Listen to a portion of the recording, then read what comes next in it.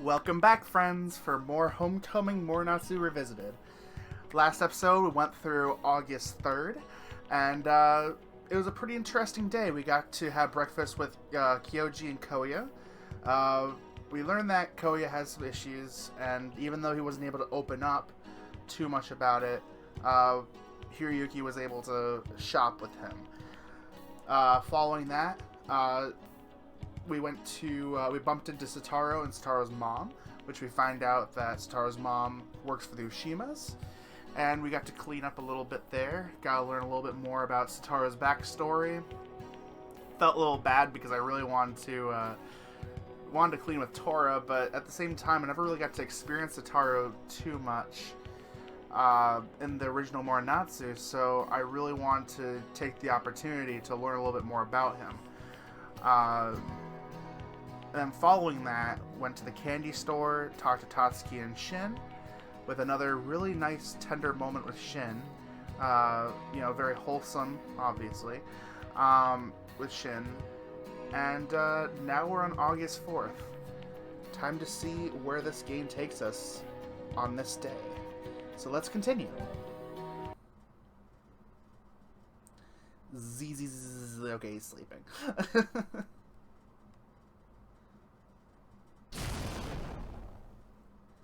I'm jolted awake by the sound of earthquakes and thunderstorms.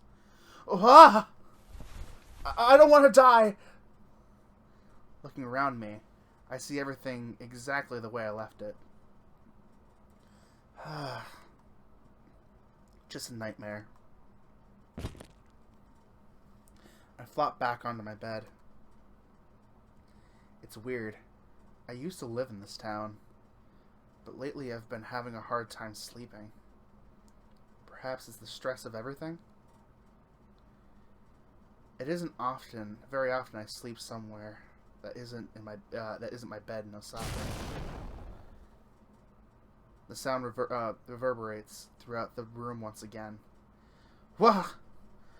What the hell?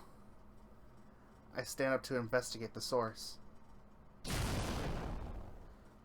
Aha! Top against the window, there's a huge cicada that's trying to get inside. These things scare the crap out of me. But right now I'm pretty pissed. I quickly open the window and swat it away. Get out of here! Hi-ya! It flies away as if nothing happened. Booyah! I strike a victory pose. In your face, nature. You may try, but killing Nishimura the Magnificent is going to take more work than that. With a smile on my face, I return to bed. It's no use. The damage is done. I can't go back to sleep after that. Ugh. I carefully slip into the hall, try not to make too much noise. Just gonna... Well. Look who decided to join us this morning. Hiroyuki, is that you? With a face flushed red, I walk into the living room to greet my grandparents. Good morning, Grandma and Grandpa. What has you up this early? I figured all the excitement would tire you out. It's 5:30, dear. I'm just about to start cooking breakfast. I couldn't sleep. A cicada ran to my window and woke me up. I see. Well, I remember when I was your age. Grandpa scratches under his scraggly beard. There were so many girls wanting me, I hardly had time for myself, let alone sleep. Grandma shoots him a death glare. I just shrug my shoulders. Regardless, it's rare for a kid your age to be up this early. Leave the boy alone. I'm sure Hiroyuki has plenty on his mind. Grandma gets up from her seat and walks into the kitchen. Do you need any help? No. I have everything I have already. Yeah, I have everything I need already prepared. Oh. I lean against the wall. I can't sleep. I don't want to sit around bored until food's ready.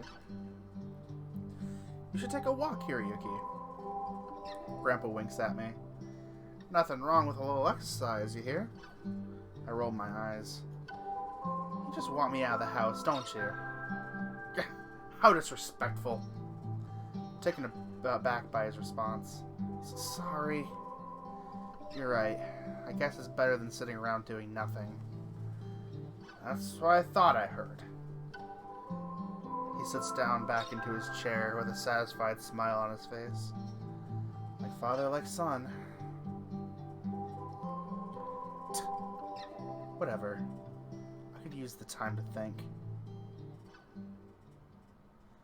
After visiting the bathroom, I return to my bedroom and get dressed for my early morning walk.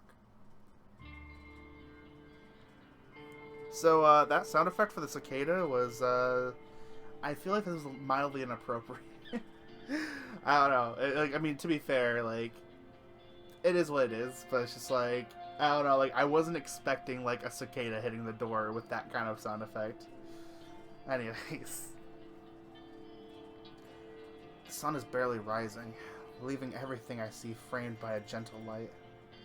Traveling along these old country roads from my childhood, I feel something in the pit of my stomach. Is it nostalgia?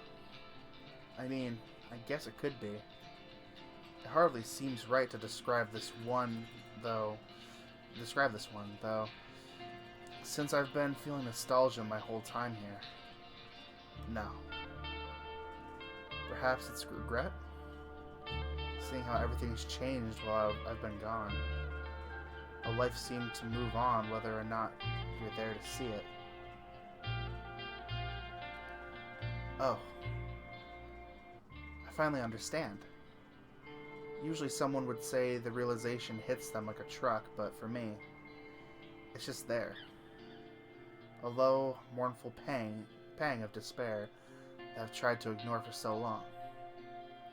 I thought I'd be able to get over it now that I'm back in Minasato, but even now I can see that it was just a fairy tale. No. This feeling I have, I guess I'd call it loneliness. I breathe out a long sigh while kicking a rock along the road with me. At least the temperature is cooler this morning than it's been during the last few days. In fact, I'm pretty sure I'm catching a slight breeze right now. If it wasn't for this feeling, it'd probably be quite nice. I turned down a road I rarely went down as a kid. I never really knew anyone who lived over here, so I tended to avoid it. Still, I didn't realize how many people still live here. Off in the distance, I see someone running in this direction. They seem to be throwing things at doors as they run by. I have no idea what they're doing. It's too early for most people to be awake, so if they're dangerous, there won't be there won't be many around to help me. Took me a little bit.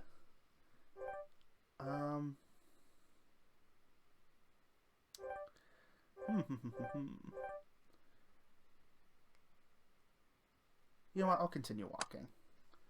I shake my head. Nah, this is Minasato. The most dangerous thing we have is that river. I'll just keep walking casually. The running footsteps get louder. As the person approaches, I'm finally able to get a good look at them. Huh? Kyouji? Hiro. What are you doing out here? I look off to the side with a slight smile. Glad to see you're not a serial killer. I guess I'm taking a walk. This early? I look back at him and try to be more genuine with my expression. I couldn't sleep. I see. He seems a bit nervous. I wonder why. How are you? It's pretty early, like you said. He glances side to side, seeming to consider his next words carefully. Well, no sense in hiding it anymore. I took a job at the beginning of summer, running the town's newspaper route. Oh, so those things you're throwing are newspapers. He nods in affirmation. That's pretty weird, dude. My grandpa just got finished pointing out how rare it is for someone our age to be up at this time, and yet it seems you got up even earlier than me. Is that so? Yeah, you and I should be sleeping in. Summer vacation, after all. He stares at me for a moment, then...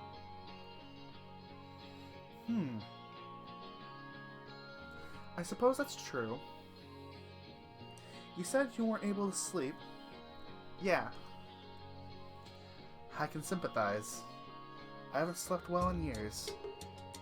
I see. This job helps keep me occupied. Plus, when I run, it keeps me in shape. Sounds like you have this whole insomnia thing figured out. He merely shrugs his shoulders in response. Do you mind if I follow you? I could use something like this to occupy my morning, too.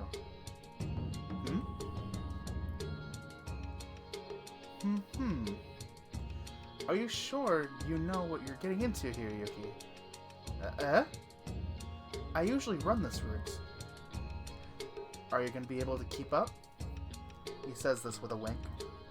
Or at least, what I believe is a wink. I can never tell with Kyouji's eyes. Is that a challenge? I put my fist out in front of me. Bring it on, Kyouji. This is perfect running temperature. Indeed. He has a big smile on his face. Can't help but smile back. And before I have the chance to react, he's already he's already off running down the road. Hey, wait up!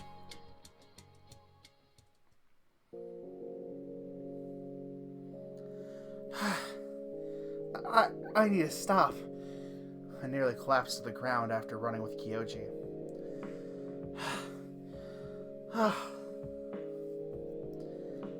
It's never good to come to a complete stop, hero.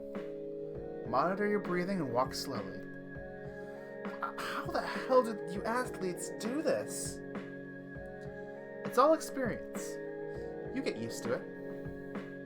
Here, take my hand. Kyouji reaches out to me, probably expecting me to grab on. Control your ego, Hiroyuki. There you go. Back on your feet. Thanks. I'm proud of you for sticking with me. I know it burns right now, but come tomorrow, you're gonna feel like a new man. If you say so. It's never a bad thing to exercise. I find it keeps me fresh and focused. Kyouji talking about exercise only brings my attention to how much I let myself go over the years. Come on. I have just one last paper to deliver. I follow behind Kyouji a bit more, taking his advice. I slowly breathe in and out, trying to stay in control. Don't overdo it, or you'll hyperventilate. Gah! Why does everything have to be so complicated? Kyouji laughs out loud while throwing a newspaper at a familiar door. Wait a sec. That's right. I saved the last newspaper for your grandparents. He stands there looking proud with his hands on his hips. Congratulations, hero. You made it through half my paper routes and lived to tell the tale. If I wasn't so dead on my feet, I'd punch you in the shoulder. He claps his hand together and smiled. Really though, thanks for keeping me company this morning. This is the first time I've ever had anyone join me on my run. His voice shows true sincerity. Don't mention it. With my breath finally in check, I rub behind my head in embarrassment. I should head back. I'm sure Mr. Aichi is waiting for my return. Mr. Aichi? He's my boss. If you'd like, I can introduce you to him sometime. I don't know why, but the name Aichi sounds very familiar to me. I'm sure that'd be fun. Can't imagine meeting someone that would be particularly exciting. But who knows? Thanks again, hero. I'll see you soon. Bye, Kyouji. He slowly walks up the road, heading towards town. Huh. There's something in the way he's walking. Something that makes him seem almost lonely.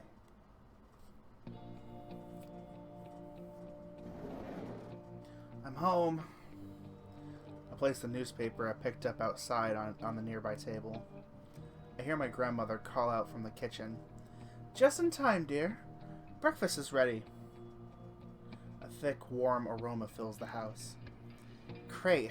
I'm starving. I finish up the last of my rice before working on the fish. You always made the best breakfast, Grandma. That's why I married her. Once again, Grandma stares at Grandpa with venom in her eyes. Thank you, dear. She carefully plucks a bit of rice from her chopsticks. How is your mother doing? Does she still use my recipes? Be careful, boy. You'll feed her ego too much. Yeah, she's doing fine. With Dad's job at the investment firm, she's able to take it easier than before. When I was a kid, it was pretty rare to see both my parents at the same time. They had opposing schedules. Dad used to work with this small company in Kazunari before they got swallowed up by a bigger one in Osaka. Mom worked at one of the supermarkets there too. She was close to becoming manager before we had to move. She's been working at a clothing store. I point at my shirt. That's where I got this bad boy. I let my tail gently swish around behind me. I've always loved this shirt. How about your father? Grandpa sits proudly with a grin. I'm sure my son's doing well too. Yeah. He's trying his best, but work has been stressing him out lately. We haven't seen him that much this year since they keep making him work longer hours. I'm so proud of him. He brings honor to the Nishimura name. Grandpa slowly sips his cup of tea. Grandma, on the other hand, looks somewhat concerned. Is that it, dear? I nod. I love my father, but he hasn't been the same since we've moved. I'm not going to tell his parents that, though. She continues to stare at me. Oh! Then something hits her out of nowhere. I almost forgot. Silly me. Your friend, Shun, Kodori, called earlier, wanting to know if you were available. Really? That's weird for him to call this early. I told him you were on a walk, and would call him back. Ah! The myriad of reasons why Shun would call crossed through my mind. It all settles on one thing. Video games. Yeah. I bet he wants to play video games all day with me. Thanks for telling me. I'll give him a call when I get the chance. I consider my options while finishing up breakfast.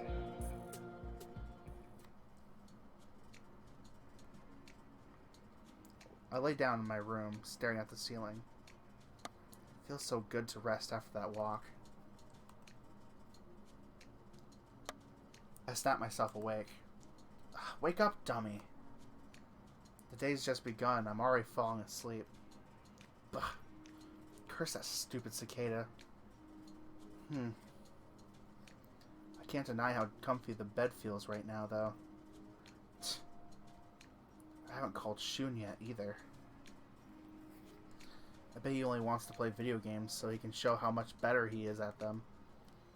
Can't say I'm too excited to get my ass handed to me. I could always just say Grandma forgot to tell me. You know how old people are. Then I could stay here a little longer and get some actual rest. But this is Shun we're talking about. He's been really excited to play video games again with me. It's kind of rude to blow him off like this. I'll give him a call. Shake my head and force myself to my feet. My legs are already sore. I haven't been able to. I haven't been here for a week yet. Torihiko thinks my arms are noodles. I hate to hear what he thinks of the rest of me.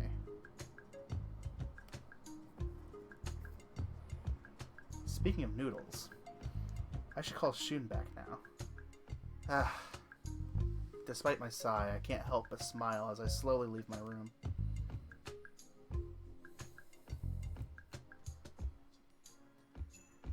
As I head into the hall, my grandmother smiles at me from the living room. I return her smile, swishing my tail as I walk to the phone.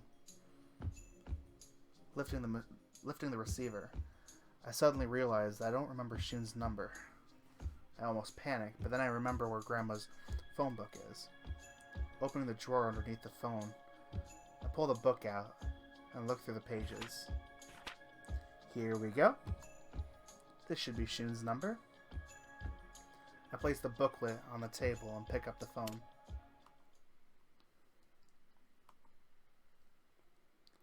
My fingers carefully input the Kidori family's phone number. Can't help but be curious as to what Shun wanted when he called. I shrug and finish dialing the numbers.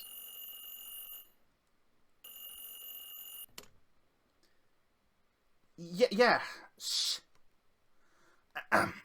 Kidori residence. This is Shun. I smile as I hear my friend's excited voice. Hey, Shun. I hope I'm not interrupting anything. I hear his breath hitch, and what sounds like fumbling with the phone. He's probably trying to cuff the receiver with a free hand. No, not at all. Actually, I called earlier, hoping you could join. I can practically hear the giddiness in his voice over the phone. Am I really that popular right now? Last I checked, I was only mildly attractive. You weren't just inviting me over to try and kick my butt Street Fighter 2, are you? I hear a soft snicker, which brings a grin to my face. No, unless you want me to. My grin widens. I can hear the competitive streak in his voice. Actually, a few of the guys are here. Have all kinds of snacks and soda too. I don't want to assume that this was rushed together just for me, but Shun seems a little too enthusiastic here. Perhaps I should poke him a little more. I don't know, Shun. I'm a little tired today for some reason. I can hear his groan before he even makes a sound. You're not gonna make me beg, aren't you, hero? Fine then. Please. My resilience gives out as his pitch rises, and I can't fight the wide, toothy grin that spreads across my face. Alright, but if you try and pull that old Super Famicom, I expect to have left side screen privileges. I promise not to use... wait. Okay, so to be fair, I don't really play Street Fighter, so I'm pretty clueless, so... Dawson. That's how I'm gonna pronounce it. I'm gonna get so heavily judged for that. I can't help but laugh. Okay. I'll head over now. See you soon, Shun. See you here. No, not that one! I chuckle as Shun hangs up the phone in a hurry before replacing the receiver. placing the phone book back. I close the drawer and walk to the living room. How did it go, dear? My grandparents look up at me, ears twitching. It was good. Shun wanted to know if I could hang out with him today. I'm gonna head over there now. A smile comes to Grandma's face, and she nods. Oh, that's splendid timing. Your grandfather and I would be going into Kazunari today. We were worried you might have had nothing to do. I smile back at them and shake my head. I'm sure Shun has a big day of fun planned for me.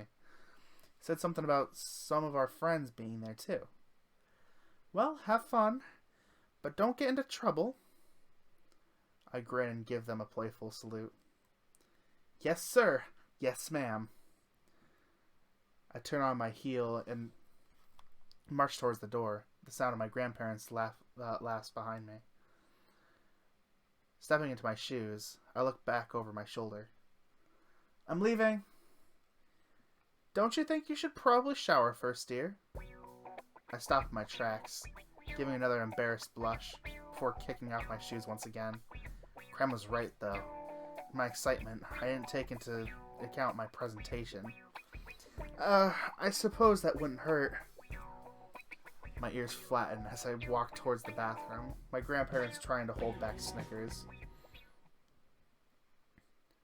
I smile as I wash myself, massaging the shampoo into my fur. This is probably for the best. I'd hate to turn up all stinky after having taken a morning run. As I continue to shower, I hum softly to myself, trying to imagine what Shun has planned for me. Should be interesting.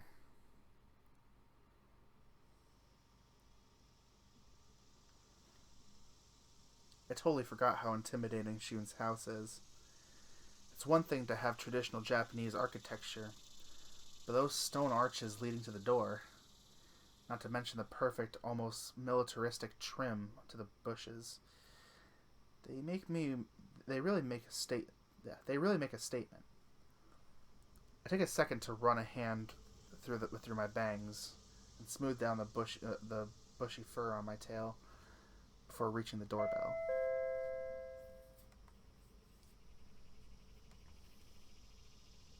I anxiously bounce up and down on my feet. As I begin to wonder if anyone heard the doorbell, I can make out what sounds like the thumping of running feet. Huh? Oof! Hero! What took you so long? I nearly topple over backwards as Shun launches himself at me, flinging his arms around my neck. I have to wrap my arms tightly around his middle in order to stop us from both from falling. I needed a quick shower. Oh, your glasses. Shun releases his grip and readjusts his skewed glasses, an annoyed look on his face. I should really get contacts, but I hate having to touch my eyes. The little wolf shakes his head before smiling at me. Never mind that. Come on in.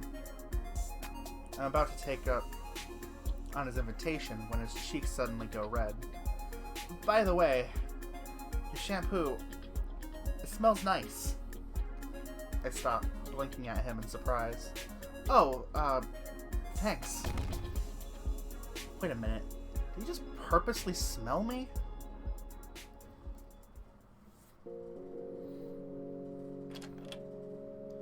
Oh, I'm so excited for this.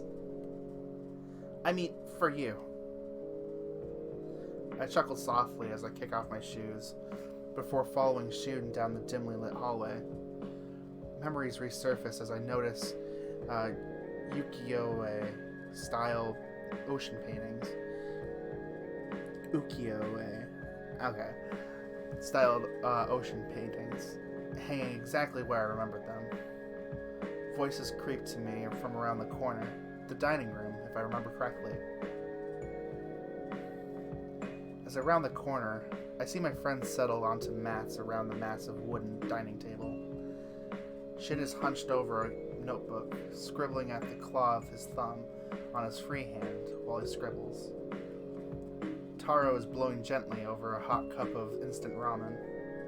Tatsuki and Tora seem to be arguing over a piece of paper that the dragon is holding. Strange dice are arranged in front of each of them. Ah, it seems you didn't die of a heat stroke after all. Shun's sharp tongue catches me off guard, causing me to rub the back of my head. Sorry, were you guys waiting long? Shun simply smiles and taps a free spot on the table with his fingers before turning his attention back to his notebook. Whoa, Shun wasn't kidding about the snacks either. A small pyramid of instant ramen cups stands next to 3 large bottles of cola, 2 jumbo-sized bags of potato chips, and several stacks of fruit cookies. I was trying to watch my weight too. Oh, come on! I'm not trying to give you a hard time, dude. Just tell me who the lucky lady is and I'll lay off. My attention turns to Tora and Tatsuki. The dragon glares at Tora defensively. I told you already. I just drew the character myself. Why is that so hard to believe? Have you seen the size of your hands? There's no way you drew that. Oh hey there, hero. As Torihiko waves at me, Tatsuki glances in my direction and smiles. Good timing, Hiroyuki. I was just about to grab my keys and drive over there to get you. An uncomfortable expression makes its way to the tiger's face. Yeah. Maybe it was better that you walked. At least I have a ride, schoolboy. Tatsuki's defensive response gets a smirk from Tora, and he puts a hand on his hip, puffing out his chest. You're absolutely right, big guy. I wish I could cruise around in a death trap too.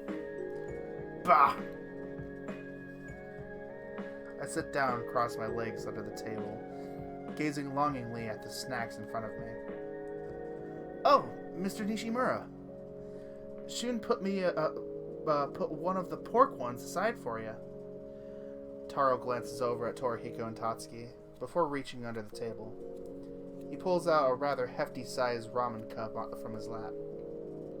He said they'd go fast, and to snag one for you. He glides it across the table and into my hands.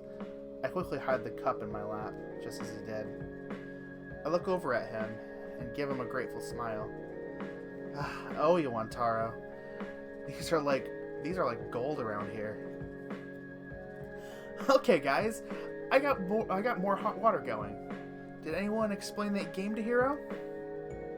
As Shun passes by me to his corner of the table, he gently places a small bottle into my lap. My eyes widen as I see the label.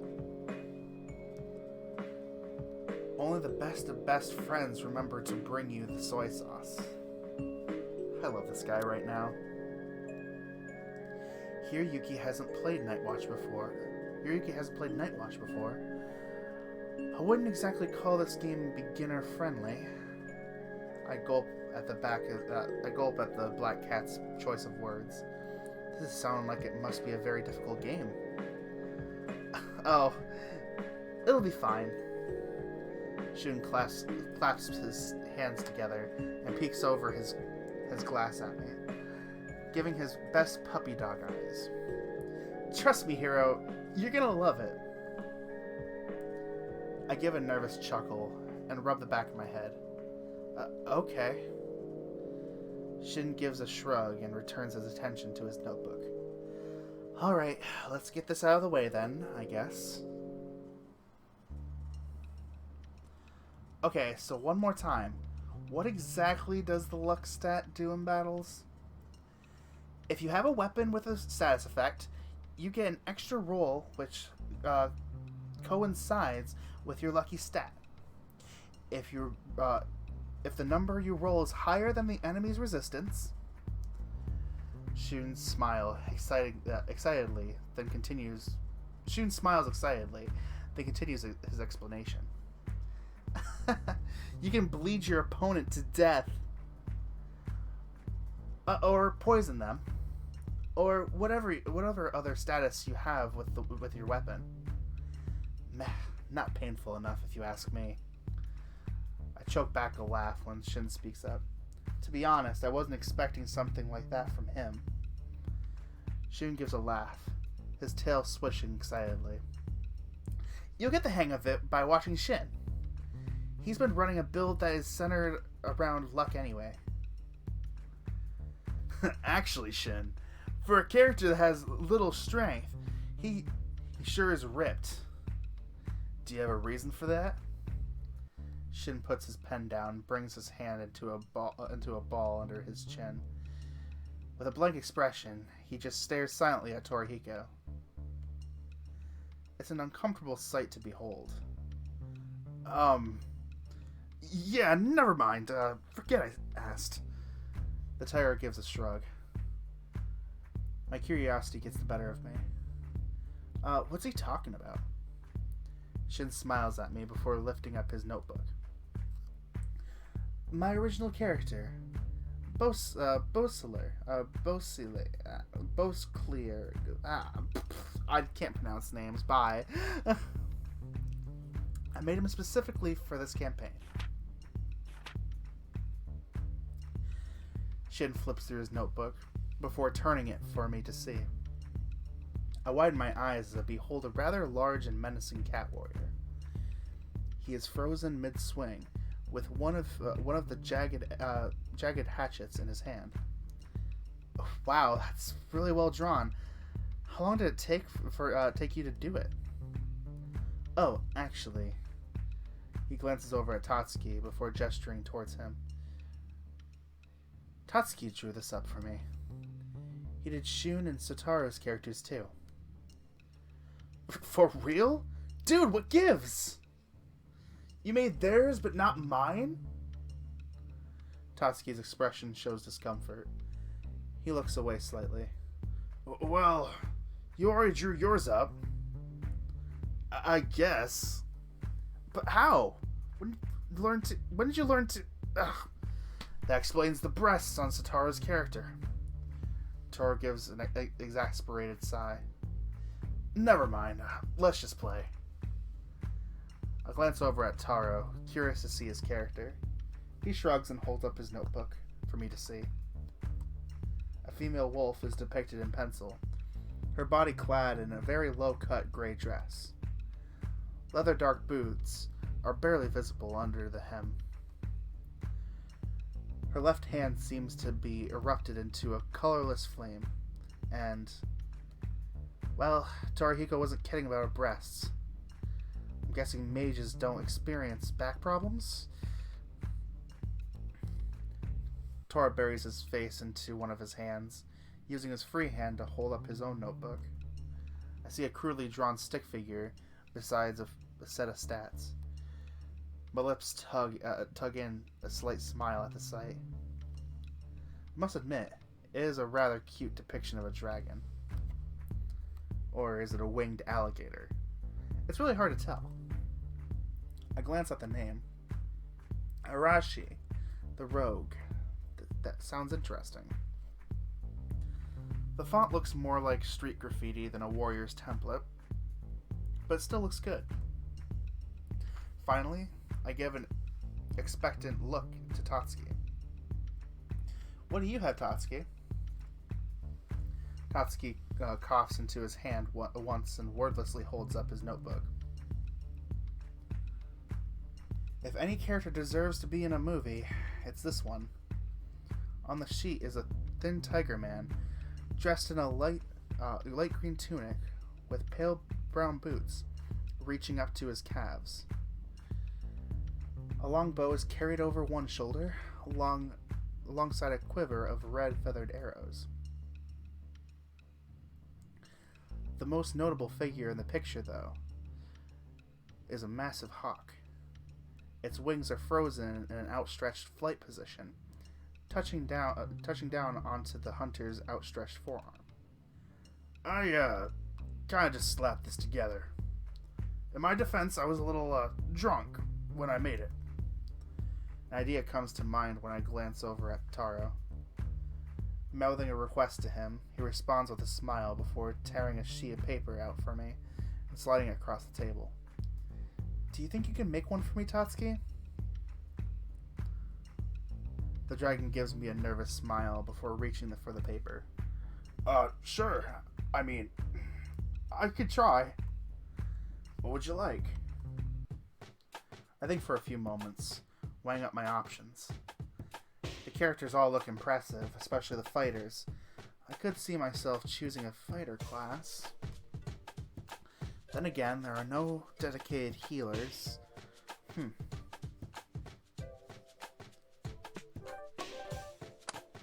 I usually like playing as healer characters in my campaigns, so... Well, I should say my campaigns, because I never DM'd before, but, like, whenever I do play, like, basically D&D, I know this is, like, they call it Nightwatch or whatever, but, like, essentially D&D. I usually am the healer character, so, yeah. If there's one thing I remember vividly about my countless days of playing video games with Shun, it's that healers are essential to any successful party.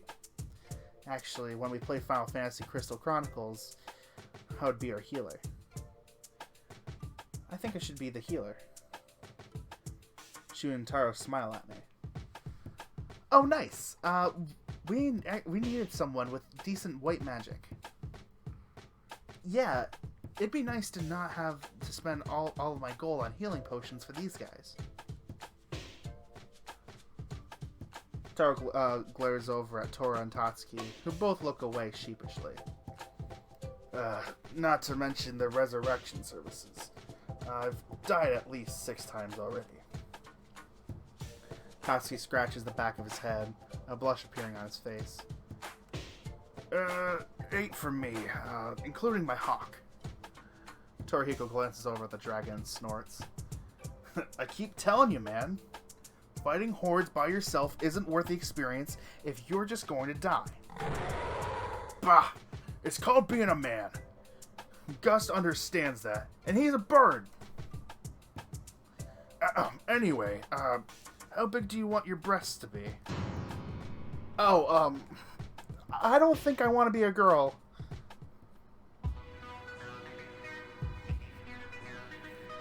Okay, that track title... I love you, Leslie. Okay, anyways. Alright, now that we have that out of the way, as Shun clears his throat and clicks his pen, the others scoot in closer and fall silent. I can honestly tell the tension right now, and it's telling me Shun must only run difficult campaigns. Last time we left off, the group was traveling to the capital of the dead. I can't pronounce these words. Yeah, this is like Santa Lucia all over again, but this time it's all like fantasy stuff. I love fantasy, but I can't pronounce like half the fantasy like places. So,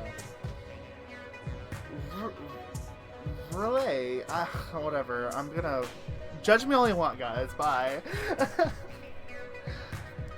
The rumors are that this is a burial site of Amun, the Vile, Amun, whatever, and his offspring all plan to resurrect him to scorch the realm once again.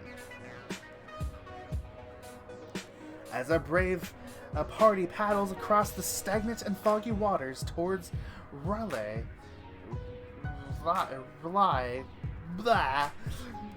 they spot a boat in the distance, docked to a rotting pier.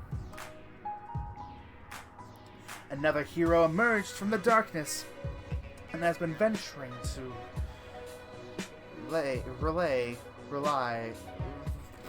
whatever, with nothing but flames of vengeance fighting their way. Shun smiles and peeks over his glasses at me. He makes a motion with his hand, although I don't recognize it. Taro waves at me to get my attention, before waving his pen at me in a theatrical gesture. Oh! I chuckle as the gesture finally clicks. Lifting the ballpoint pen above my head like a sword, I locked my eyes with Shun. Suddenly the wolf's expression changes, a serious look on his face.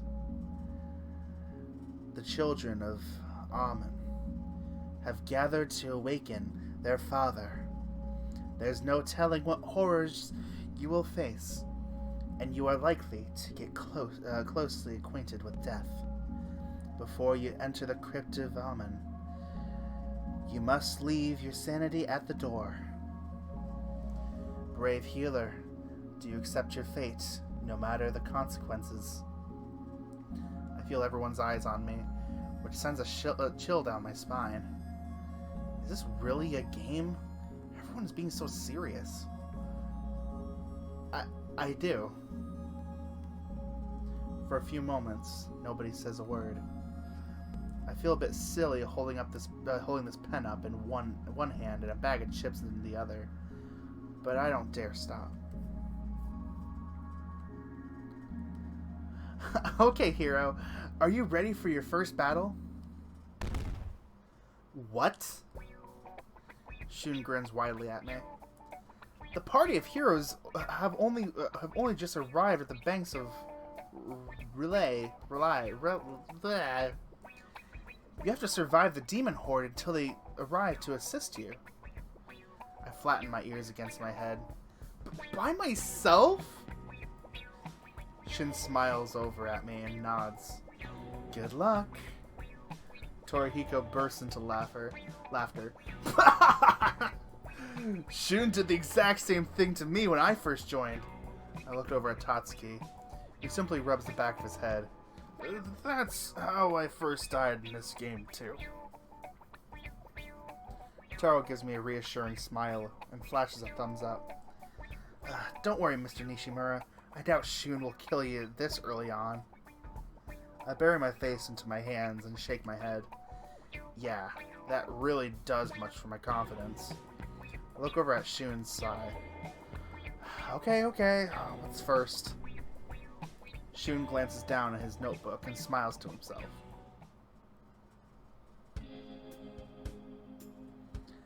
After walking along the abandoned and rotting streets of Relay, you see a giant structure begin to form in the fog. This is the Tower of Shadows, the final resting place of Amen. Shun suddenly slaps his palm down onto the table, causing us all to jump. Taro gives a cry of protest as he almost spills his noodles. The youngest of Amen's kin, Nama, appears before you. She is aware of your plan to kill her and her siblings, but intends to offer your heart to her resting father. How will you proceed? I stare down at the dice in the middle of the table, weighing up my options. The part that confuses me the most is that I have so many. I could run, fight, negotiate. It's just one. You can take her. I look over at Taro as he gives me encouragement. Yeah, vanquish the she-devil. Her cultist killed Gust during our last session. Tatsuki's yell makes me jump, but fires me up at the same time. Okay, I'm gonna fight. What do I have to do? Shun gives me a satisfied smile before pointing to his dice. First, you're gonna... sorry.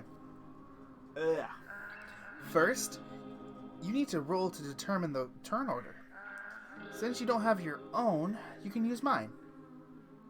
With a gulp, I glance at the dice. Pray to the dice gods. I decided it's best to play it safe. I've heard that the so-called dice gods can be unforgiving to those who are unprepared. Okay, give me a moment. I don't want to mess this up. I clap my hands together and bow my head as if were at a shrine. After waiting a few moments, I reach for the dice. Toski shakes his head and snickers at my superstitious gesture. Psh, you'll be fine. I ignore him and roll. You'll probably get at least...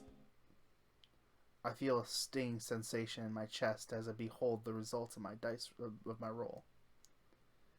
4. The grin fades from his face, replaced with the expression of pity. Oh, that sucks. Shun gives a smirk as he retrieves the dice and rolls. And that's a 12. Nama attacks first. I breathe out a disappointing sigh as Shun reaches for the dice once again, rolling with anticipation. Oh, that's not good enough. 13 was enough to deal major damage. You're in pretty critical condition. My ears droop as I slouch miserably. Already? I knew I should have gone with the buff barbarian guy. Taro shakes his head and motions to my character sheet. Nut, you can turn things around a lot easier than they can. Try a cure spell first. Giving a nod, I glance down to check to mana cost and roll conditions. The cost isn't too bad. I only need to roll higher than an 8. Okay, here it goes. I pick up the dice and roll. Alright, 19! Shun's tail wags back and forth in excitement. Congratulations, hero. That healed you completely. He pauses briefly to scoop up one of the cookies from his tray, stuffing it into his mouth. With his free hand, he grabs the dice and gives a nonchalant roll. The dice lands just in front of Shin's notebook, and we all lean in to see. 6, huh?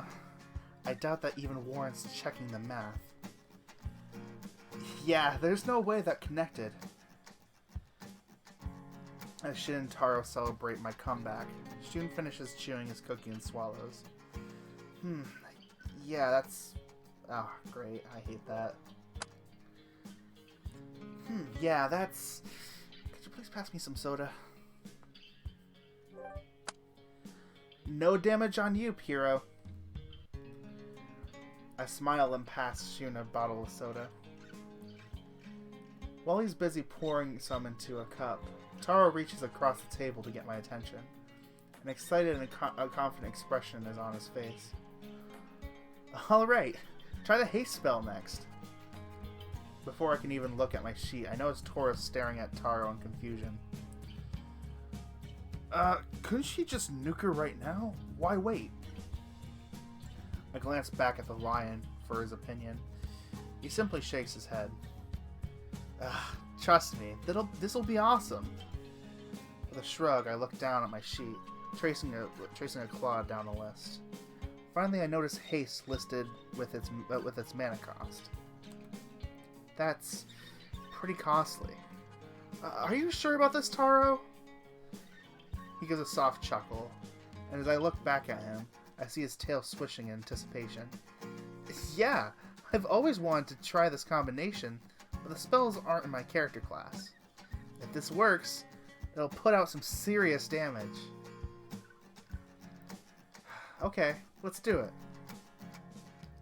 I decide it's worth trying what he suggested. I pick up the dice and roll. 15. Alright! I jump as Taro suddenly slams his hands on the table and sits upright. After this turn, immediately do the reflect spell. Shun gives another smirk, picking up the dice. You're betting on Nama not being able to get a strike in? The wolf reaches for another cookie before rolling.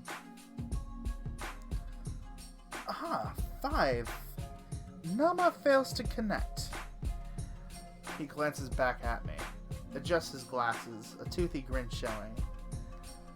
Go ahead, hero. Show me what you've got. He gives me a wink before munching on the cookie in his hand. I take a breath and glance over at Tora and Tatsuki. Both of them look about as nervous as I feel. I guess this gamble is more serious than I thought. I pick up the dice and roll. My eyes widen, and a grin comes to my face. 18! Once again, Taro enthusiastically hits the table, which does wonders on my skittish fox reflexes. Torihiko and Tatsuki can only give choked up gasps. Yeah, I got this! Cast the Koha spell. Yeah. I scratch the back of my head in confusion. But isn't my turn over? Actually, Shun suddenly interrupts, and I'm amazed I can understand him, since he's chewing on his cookie. I glance over at him, watching as he swallows before continuing. Haste makes you move twice per turn. The effect only lasts 3 turns, though. Taro grins, clasping his hands together. Okay, Mr. Nishimura, cast Koha on yourself. Shun suddenly perks up, looking over at Taro with interest. Oh, I see what you're doing. If Hiroyuki had been with us for this whole campaign, you have had this character completely broken. Broken? I let my gaze dart between Shun and Taro, hoping for an answer. Torihiko gives a soft chuckle and winks at me. He's saying that you'd be overpowered with that strategy. I mean, extremely overpowered. I glance back down at my character sheet. Considering the mana cost so far, I'm having a hard time believing that. Well, if you're sure. Once again, I pick up the dice and roll. 16! Shun lets out a laugh of disbelief. Yeah, that's triple damage. Nama doesn't stand a chance. She won't be worse than my bird anytime soon. Tatsuki cheers at my victory, although I can't help feeling suspicious. I glance over at Shun for answers. Just like that? What's the catch? As the little wolf tries to calm himself down, Shun... Oh my gosh, I just did that to myself again. Shun glances over at me and smiles a little wider. It's a little trick that healers can do. If you cast Reflect on yourself, any magic spell cast at you will bounce back to the caster. I blink as I hear Shun take a deep breath and exhale. It seems like he's managed to compose himself. But if the caster is an ally, the spell is bounced back at the enemy with double the impact. Still, Nama and her kind are weak to white magic in general, so you'd have won without that strategy. An embarrassed blush comes to Taro's face. He looks down at the floor.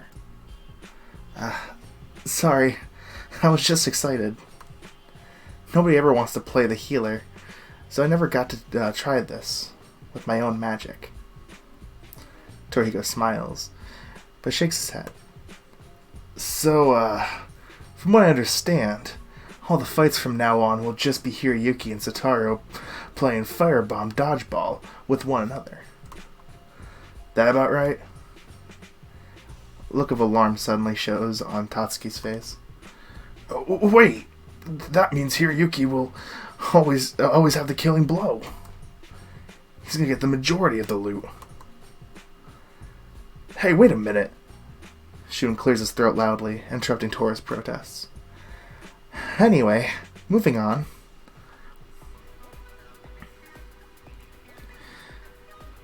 Alright, and I hate to end this in the middle of Shun's D&D campaign, it seems like. I'm going to have to stop it here for today. So, next time we will continue this D&D session, apparently. Shun's D&D session. And, see where it goes from there. So until next time, guys, I'll see you guys soon.